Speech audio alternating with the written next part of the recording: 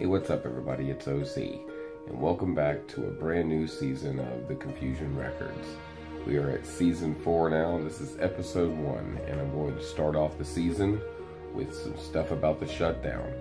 Now, what I'm about to play is some information that was actually put out about some people that were speculating this particular shutdown years ago. They put out this video years ago. And they were talking about the things that are happening now. So definitely pay attention. If you don't, I'm sorry for you. Don't come looking for me when the collapse happens if you don't want to pay attention now to what's about to come. So pay attention, please click like, subscribe to the channel if you haven't already so you hear every single update that comes across the wire. I'll keep the channel going for as long as YouTube is running. But if the collapse that we're under right now in this shutdown continues for much longer, I would say another 3 weeks or so, we're going to see these things come about.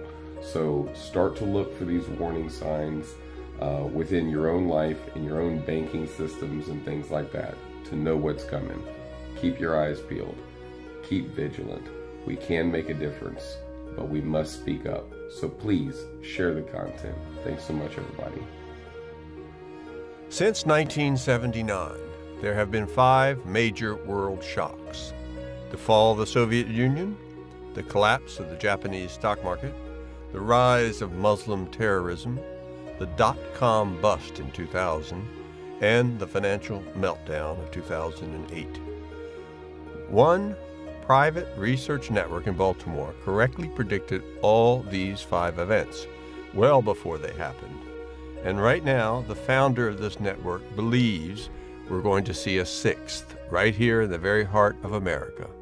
The following is a direct message about what's going on and how you can protect yourself. Please stay tuned. Hi, my name is Bill Bonner. Around 35 years ago, I assembled a group of analysts, including the former head of the BBC and an Oxford scholar, to research, expose, and even predict massive world shifts. In 1987, we predicted that the Soviet Union would collapse. A few years later, that's exactly what happened. In 1989, I was personally mocked for predicting that the Japanese stock market would crash. We wrote, "The long-running bull market in Tokyo may be nearing an end." Months later, the Japanese stock market crashed. It has never recovered. In 1993, we predicted the rise of Muslim terrorism, writing, quote, "Especially troubling for many in the West will be the rise of Islam. This could be the biggest threat to world peace in the next 2 decades. The bomb at the New York's World Trade Center is just a small taste of what's to come." 8 years later, in the September 11 attacks, they hit the World Trade Center again. In 2000, I sent out a note warning that a day of reckoning was at hand for the dot-com boom. That very day, the NASDAQ began a 2-year 77% decline.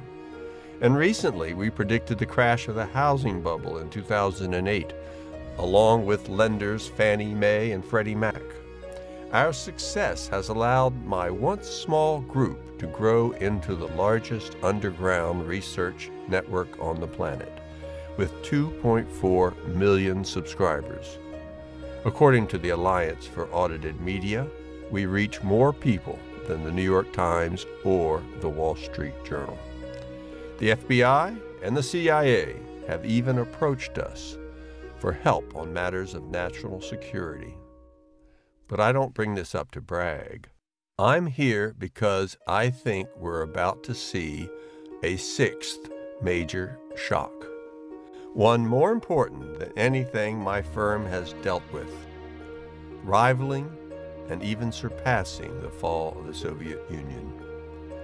Except that this time, it won't be happening halfway around the world. We won't be watching it on CNN or Fox News from the comfort of our living rooms. The epicenter of this next great world shift will be right here in America. Now, I must warn you that some of the facts I'm about to tell you may seem incredible, yet they are true. In fact, we've recently passed what I believe to be the point of no return, which means that a crisis is now inevitable and unstoppable. It will start small. Maybe you'll try to get money out of an ATM machine one day and find that it isn't working. Maybe you'll be at a restaurant with your wife, and when the check comes, your credit card will be denied. You call your bank. You get a pre-recorded message from some government agency you don't recognize. As I said, it will start small. But let me pause here for a second, because I sense you may have some questions about me and my firm. After all, you're probably wondering why you've never heard of a news and research network bigger than the New York Times or the Wall Street Journal, especially one with an unmatched track record. The name of our firm is Agora Incorporated, and despite our size, we operate very privately, and we only share our research and news directly with our private subscribers. We don't own a cable channel or a single newspaper. We don't buy splashy ads in news magazines. We don't sponsor sports stadiums or anything like that. We keep a very low profile. Of course, our success has not gone unnoticed. The CIA actually came to us to convince me to use Agora as a front for their international operations. In case you're wondering, I said no. In our 35 years, we've grown into the biggest firm of our kind on the planet, operating across 20 different countries with 2.5 million subscribers worldwide. And we've done it by exposing and often predicting the most important events and trends in recent world history.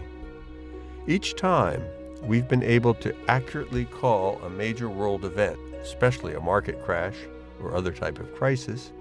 We've given our private subscribers an important opportunity to save themselves. And that's what I want to give to you and the general public today. I've never done anything like this before. I've written 3 New York Times best-selling books. I've been interviewed on countless TV shows, and I've been invited to Washington to meet political leaders, yet I've never released my own private research to the general public in this way before. But then, this is possibly the greatest story and the most urgent situation of my entire career. And it's a story only I can tell, because I'm the only person in this business, possibly in the entire industry, who has been watching this situation from the very beginning. You see, what most people don't realize is that in the 1950s, the United States began switching over to an entirely new kind of economic system. And no, I'm not talking about the end of the gold standard. That happened in the 70s. This new system has allowed us to amass more wealth on paper than any other nation in history. Despite the collapse of our industrial sector in the 70s, despite our manufacturing base moving overseas, resulting in lost jobs and broken towns all over America, despite 2 major market crashes in just 15 years, the new system made our economy what it is. It's what keeps our lights on, our grocery stores' shelves stocked, our gas stations fueled, our Social Security checks in the mail, and our investments producing gains. And if you've ever wondered how we managed to keep going despite every sign pointing to a coming collapse, this is it. The trouble is that over 30 years ago, I noticed a fatal flaw in this system. And as this system keeps growing, so too does the flaw. It keeps growing bigger and bigger all the time. And now, I believe we're past the point of no return. When this house of cards collapses, which it will, a systemic shock will disrupt our lives in ways you never thought possible. You will suddenly be locked out of your own bank account, unable to withdraw cash or deposit a check. Your stocks will swing wildly out of control.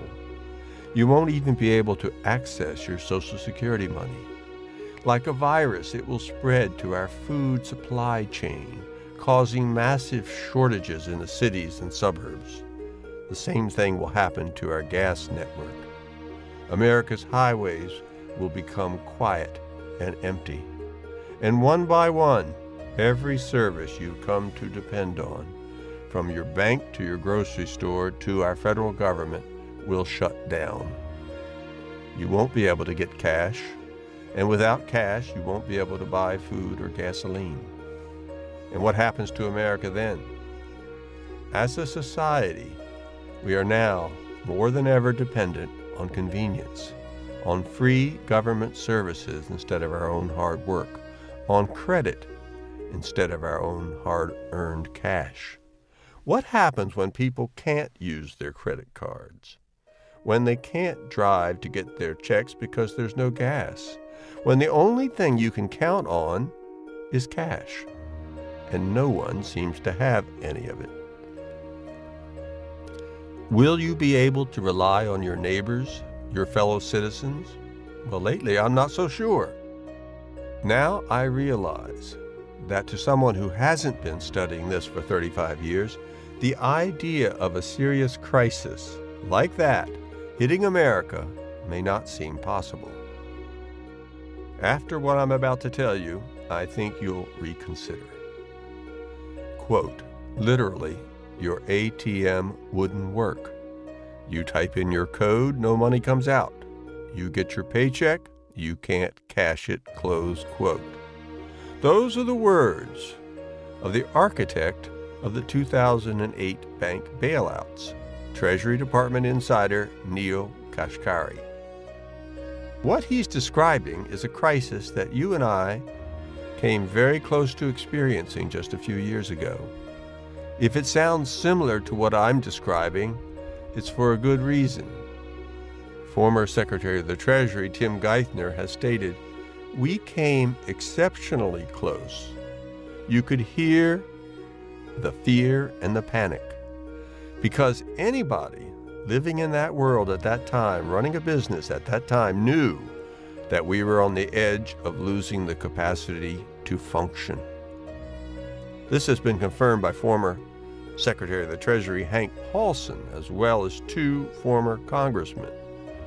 And while President Obama assured Americans that, quote, the shadow of the crisis has passed in his State of the Union address, I recently came across video footage of Janet Yellen, the current chairwoman of the Federal Reserve, openly admitting that the U.S. is still facing a very real threat. We could find ourselves in a devastating spiral, says Janet Yellen. She goes on to assure everyone that the Federal Reserve is fully in control of the situation, but the truth is that by their own standards, the Fed's policies have not worked. In fact, official records indicate that the highest levels of our government have already spent $4.5 trillion trying to contain this threat, more than we spent on World War II. It's a desperate move, and I don't think they'll be successful. As I write, the U.S. economy is in a slump. This is despite the biggest stimulus of new cash and credit in history. We have fewer real breadwinner jobs today than we did 15 years ago, and the typical household has less income. But let me back up for a second and explain exactly what it is we're facing and how we got here in the first place.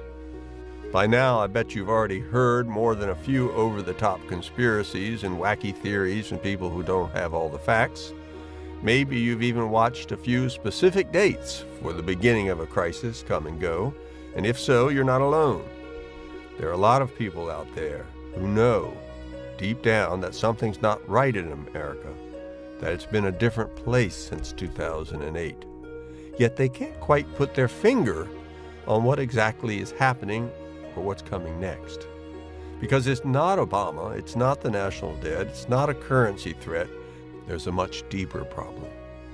That's why the hundreds of internet experts you've probably heard from are usually wrong. They only point at the symptoms, not the real threat. Meanwhile, the mainstream media is almost completely ignoring the danger we're in. They just don't understand it.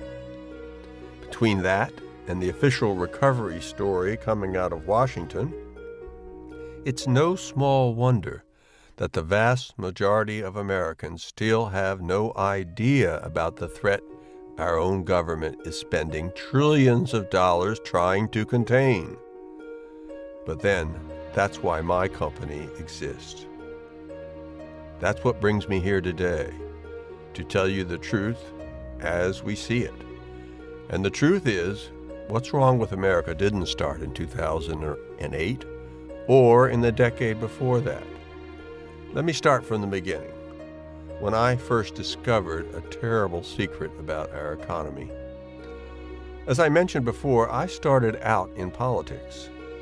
In Washington, D.C., I ran one of the most influential lobbying groups of its era, the National Taxpayers Union, all the while attending law school at Georgetown University in the evenings. We brought one of the largest class action lawsuits ever against the Secretary of the Treasury, and we lobbied state governments to pass balanced budget amendments. The New York Times, March 6, 1981, describes the story. The drive to propose a constitutional amendment requiring the federal budget to be balanced has started up again. The National Taxpayers Union, leading the effort nationally, said it believed that 4 more states could be found to pass the proposal this year. While fighting to reduce the national debt, I attended Reagan's inaugural ball. I was introduced to Ron Paul for the first time. I gave Grover Norquist, one of the most powerful lobbyists in America today, his first job in the city. I found myself having lunch with Margaret Thatcher and Milton Friedman. But frankly, I was never one for the backslapping that goes on in D.C., and I never believed enough in partisan politics or in the power of big government to fit in with the Beltway crowd. And I've since had a change of heart about our national debt. To be blunt, I no longer believe it is the greatest threat to this country. Don't get me wrong, I still think it's an important issue, and one we've been deeply involved with here at Agora. For example, our documentary on the subject, IOUSA, which includes interviews with Warren Buffett, Alan Greenspan, Ron Paul, and me, and others, was screened at the Sundance Film Festival and widely praised by critics. In fact, after seeing the film, Roger Ebert made it one of his top 5 documentary films of that year, writing, quote, "A letter to our grandchildren. I have just seen a documentary titled IOUSA that snapped into sharp focus why your lives may not be as pleasant as ours." But here's the thing, there's only $1.2 trillion worth of actual dollars, physical money, in the entire world. We can't be sure how much of that is actually here in the U.S. Estimates hold that some 50% to 75% of our money is in overseas bank accounts or held by foreign governments. And a lot of what is left in the States is called dead money. It's stuffed in mattresses and safety deposit boxes. In fact, the amount of U.S. dollars being hoarded this way, that is to say, the amount of dead money, is now at an all-time high. All in all, there might be as little as 250 billion actual U.S. dollars circulating in the United States. Imagine what happens as lenders try to redeem $50 trillion worth of credit, and there's only 250 billion to go around.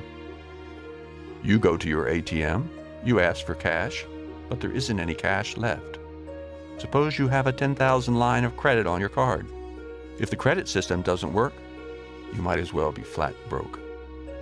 dollars become ultra scarce. Prices skyrocket. Banks go under. In fact, it would only take about 3 hours for our entire country to shut down. I know that must sound impossible, but I know this for a fact. You see, the last time our credit system came to the verge of collapse, that's exactly what nearly happened. I know, I was watching. So was my whole network of analysts and researchers all over the globe. Now I quote, "Tonight, I want you to go to the ATM machine, and I want you to draw out everything it will let you take." That's a quote from Senator Richard Burr, North Carolina, chairman of the Senate Intelligence Committee. On Friday, in 2008, he called his wife, Brooke, to tell her that he wasn't coming home that weekend. He had urgent business in D.C.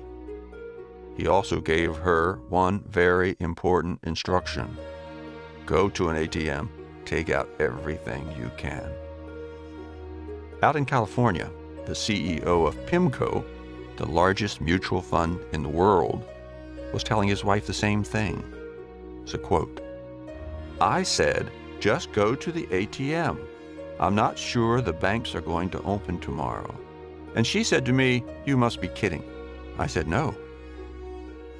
I'll bet that sounds extreme, but what you may not know is at the time, the U.S. was just hours away from a total systemic shock. At 11 a.m., the Federal Reserve had noticed hundreds of billions of dollars starting to disappear from the American economy. A massive loss of faith in the system had prompted big players to get their money out while they still could. In response, the government began injecting billions to, quote, liquefy the system. And it watched helplessly as that money vanished without a trace. Congressman Paul Kanjorski remembers panicked meetings with Secretary of the Treasury Hank Paulson and Chairman of the Federal Reserve Ben Bernanke behind closed doors in Washington that day. He would later admit that if not for one last-ditch effort, the entire United States of America would have gone dead in the water by 2 p.m. that afternoon. Shocking? I know.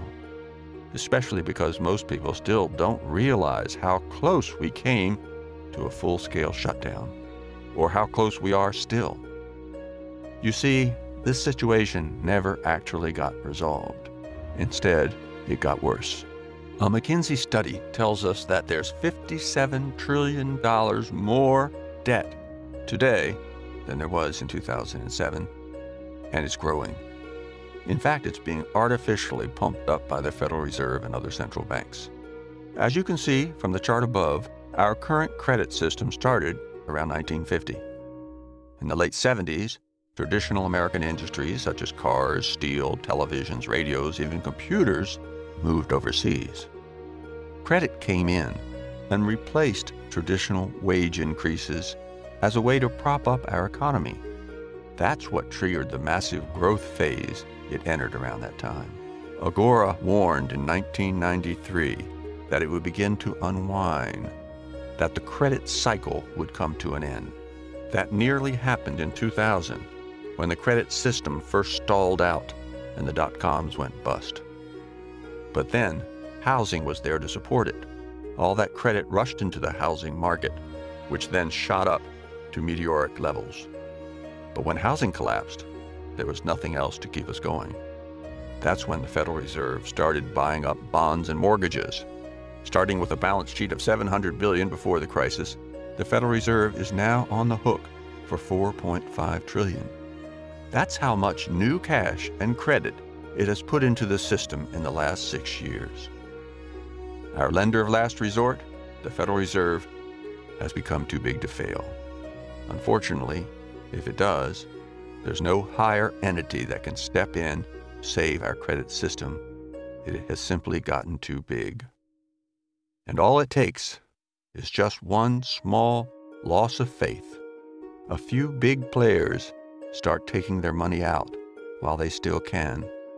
And then people start lining up at ATMs. And a systemic shock will paralyze the nation. Even former Federal Reserve Chairman Alan Greenspan is sounding the alarm.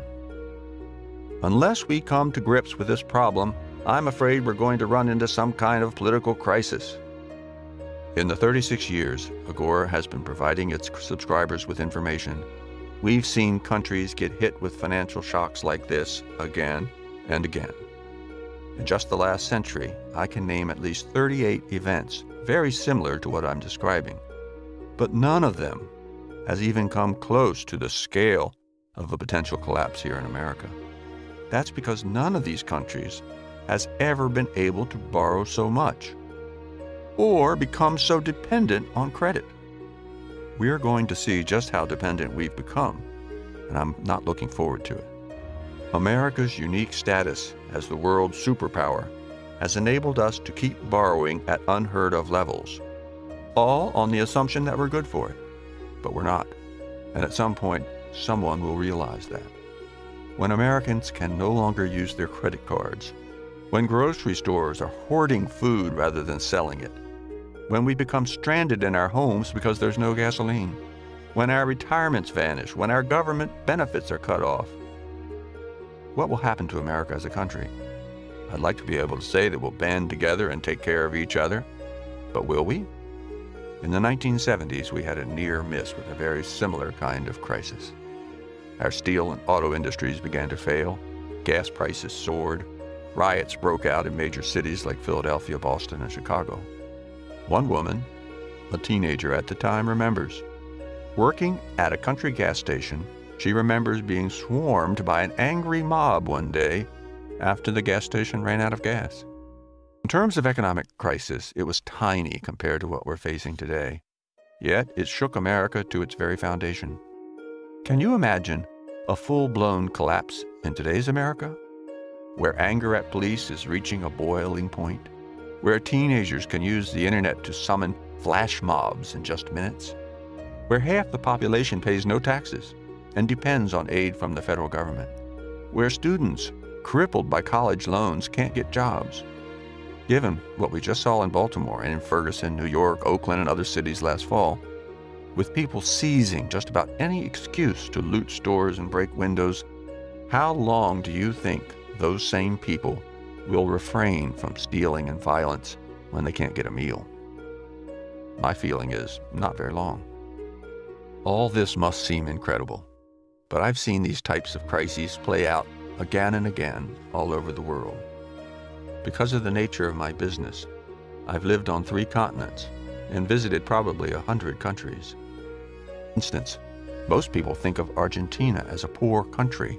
What they don't know is that before America became the dominant superpower on the planet, Argentina was one of her main competitors.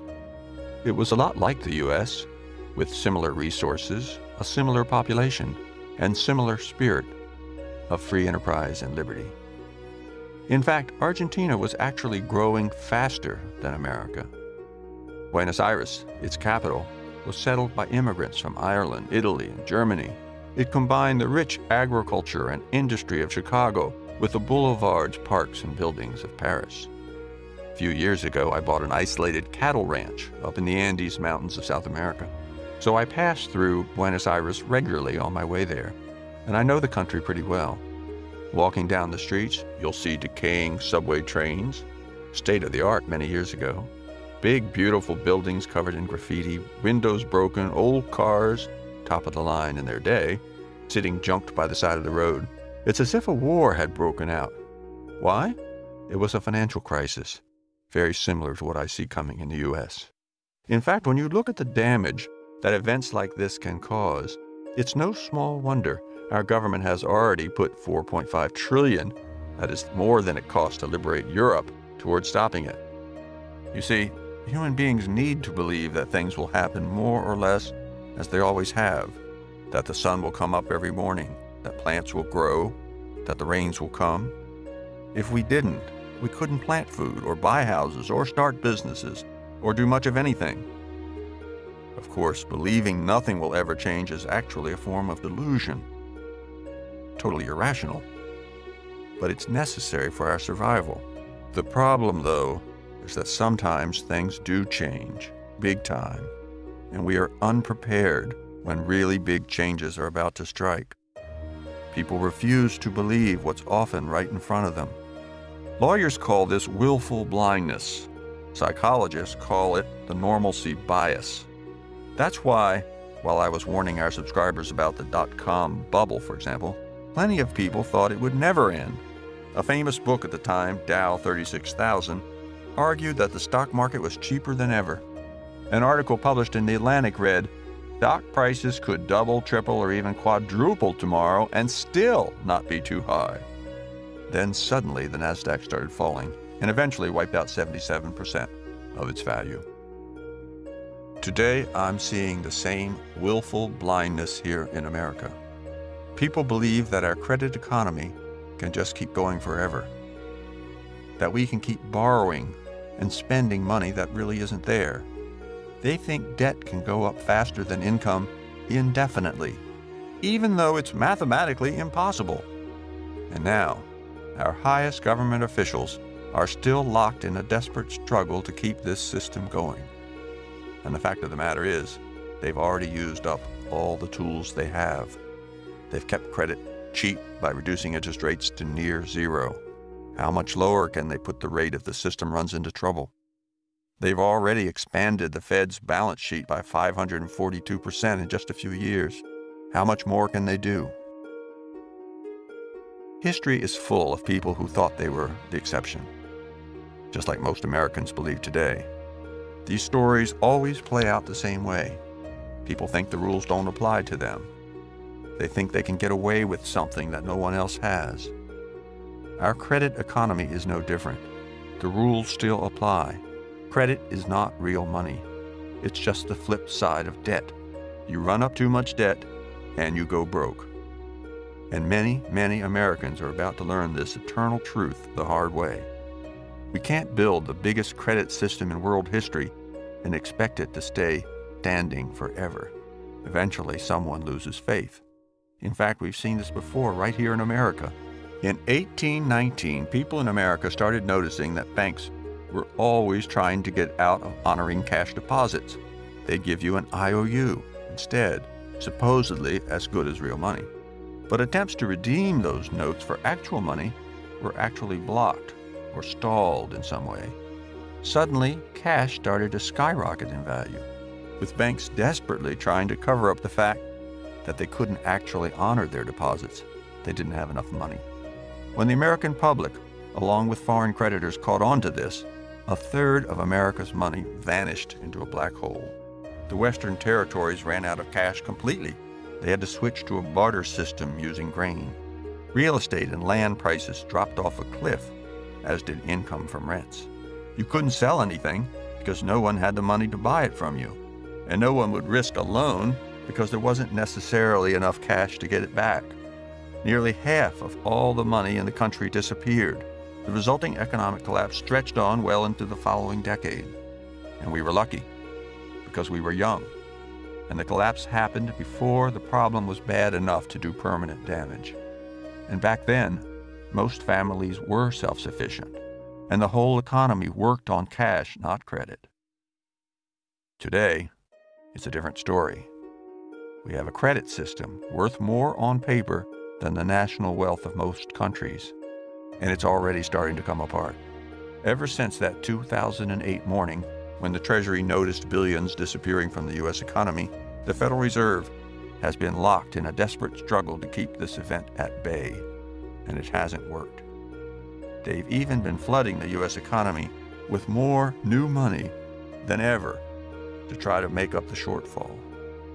You see, the Fed's goal is to hit 2% inflation. When that happens, they'll know what they're doing is working. Except inflation won't budge. They're already doing everything they can, and now they're running out of time.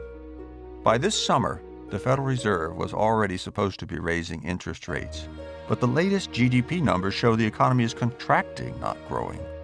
Now, the consensus is that they will keep rates low, at least till the fall, and frankly, I don't believe they'll raise rates then either, because we're starting to see dollars being drained from investment funds.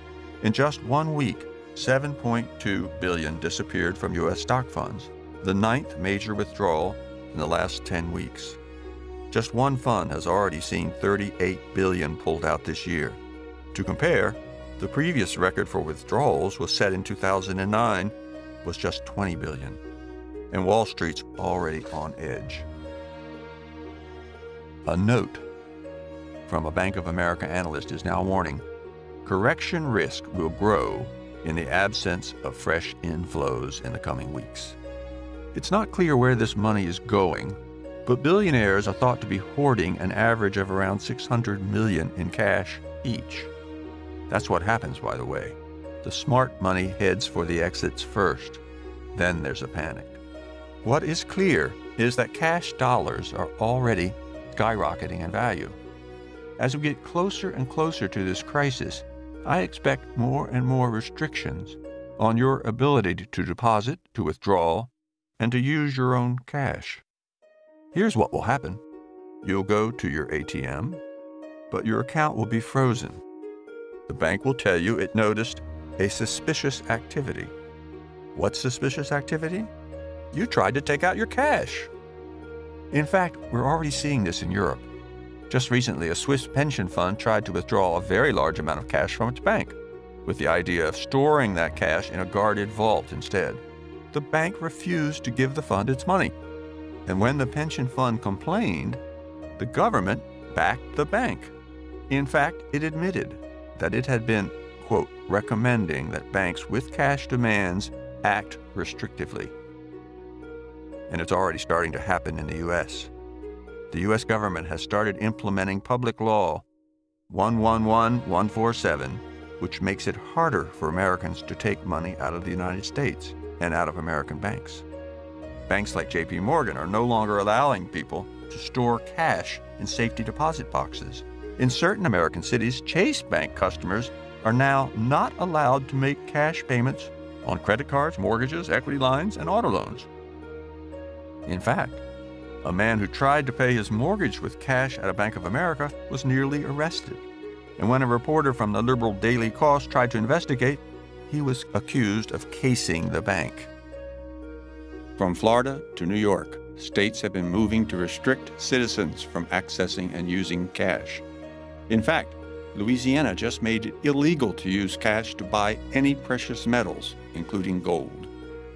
Even some in the mainstream media have started to notice what's going on. Bloomberg has reported there's a surge of creativity around ways to drive interest rates deeper into negative territory. As this new world takes shape, cash becomes pivotal. Am I just being paranoid? Well, I hope so. Maybe it won't happen.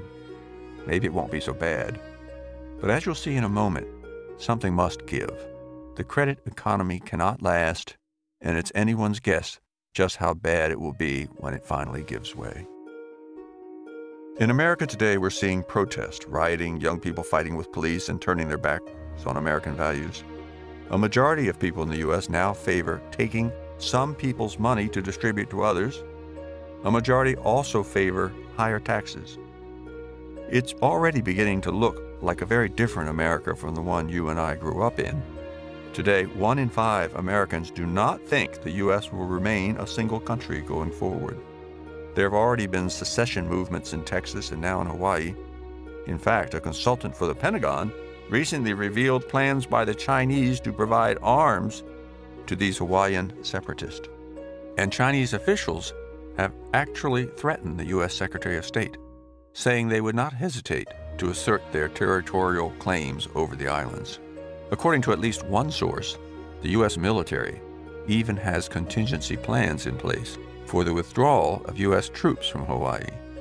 Meanwhile, a recent report by Pew Research finds Americans more divided than ever. But frankly, you don't need a scientific study to prove that. From the violence that ripped through Baltimore last April, to the complete dysfunction of our Congress, to the massive decline in marriage rates for our young men and women, to the increasingly vocal and sometimes violent opposition to traditional American values, I'm not sure how well America, at least as I know it, could withstand food shortages, banks closings, bonds, retirement accounts, and benefits becoming worthless. That's what would happen, because there's not enough real money, real cash, to support the standard of living that we're used to.